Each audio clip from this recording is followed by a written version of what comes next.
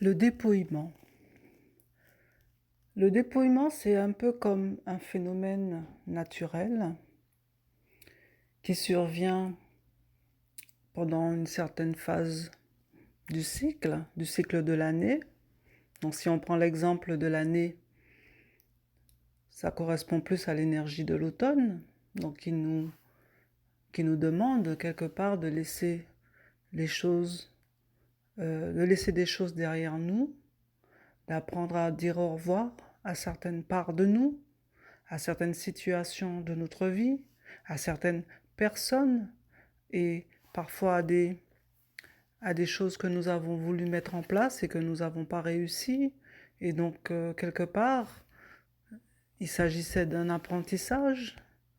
Donc, à travers les leçons de vie qu'on peut tirer de ce qui s'est passé, on peut accueillir le moment présent et accepter que le dépouillement soit un processus naturel.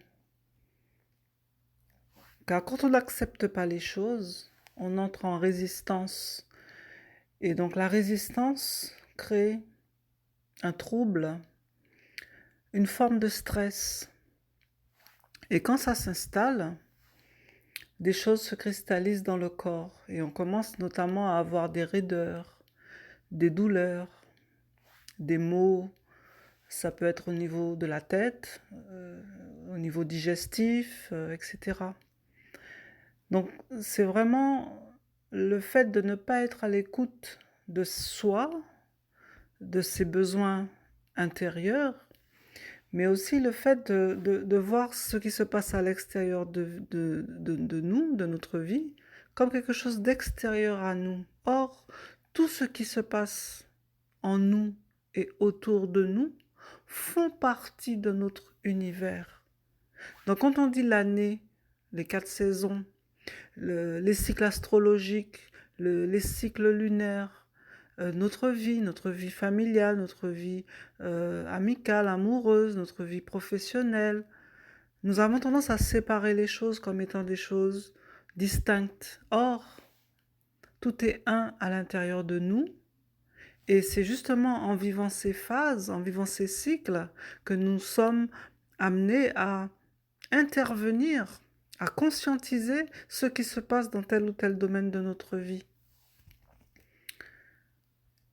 Et donc, le dépouillement, c'est aussi accepter ce qui est, ce que nous ne pouvons pas changer,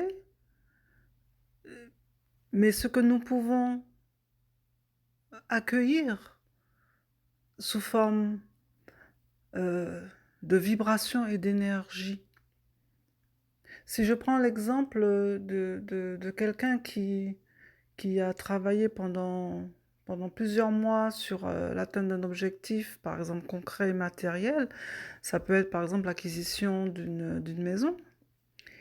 Et toutes les tentatives, tout quelque part a conduit à ce que ça ne se fasse pas, ça ne se concrétise pas. Que ce soit par rapport à l'endroit, on n'a pas trouvé l'endroit, on n'a pas trouvé la maison qui nous correspondait, ou on n'a pas eu l'argent, on n'a pas, ou si on voulait obtenir un prêt, un crédit, ce genre de choses, ça n'a pas été accordé, quelle que soit la forme que cela a pris.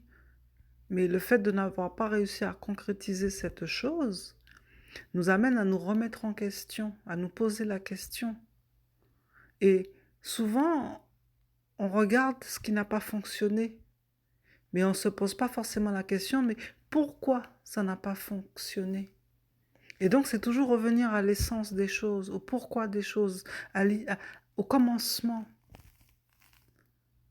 Pourquoi, par exemple, on voulait acheter une maison?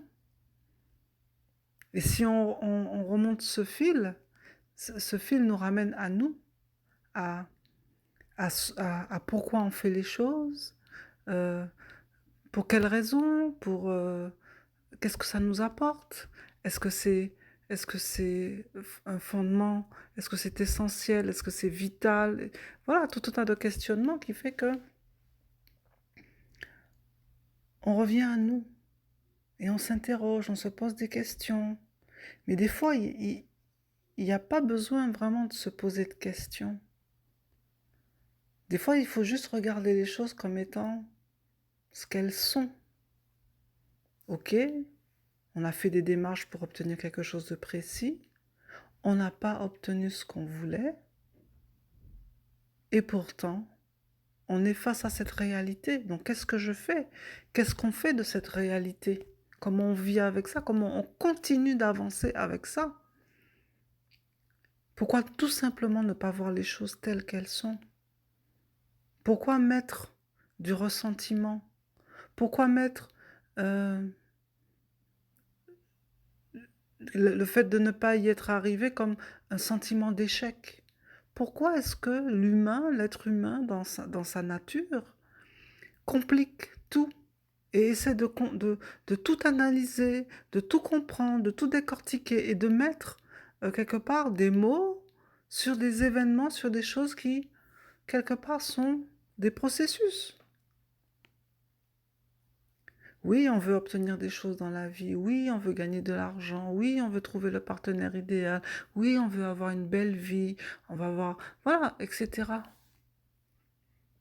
Mais si c'était tellement simple d'obtenir ces choses, alors que on nous façonne depuis la plus tendre enfance à croire que tout est dur, tout est difficile, qu'il faut travailler dur, qu'il faut se concentrer, tout un tas de techniques dans le développement personnel pour visualiser, pour... Ok, ok.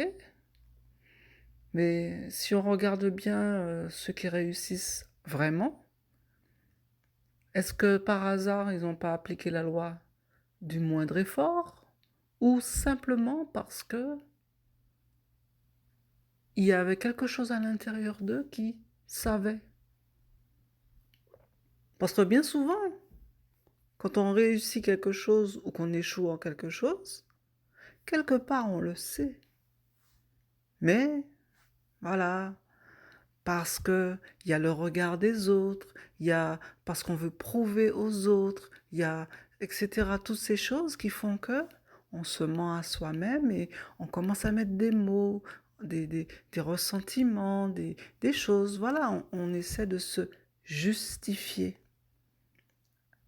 Et si on prenait la vie simplement, simplement, ok, j'ai fait ci, j'ai fait ça, j'ai réussi ci, j'ai réussi ça. Qu'est-ce qui importe au fond?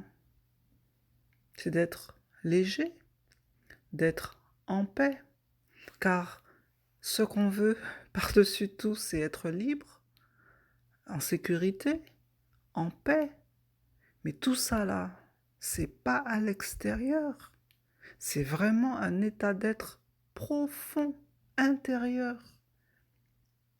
Et quand on a dépassé toute cette couche de conditionnement, de tous ces personnages en nous, là, tous ces rôles qu'on joue à l'extérieur pour essayer de montrer aux autres qu'on est quelqu'un d'important, qu'on est ci, qu'on est ça, etc.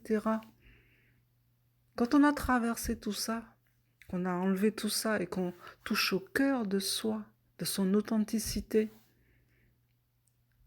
la vie s'allège, tout devient léger, tout devient simple, et on rentre dans la, dans la loi du moindre effort.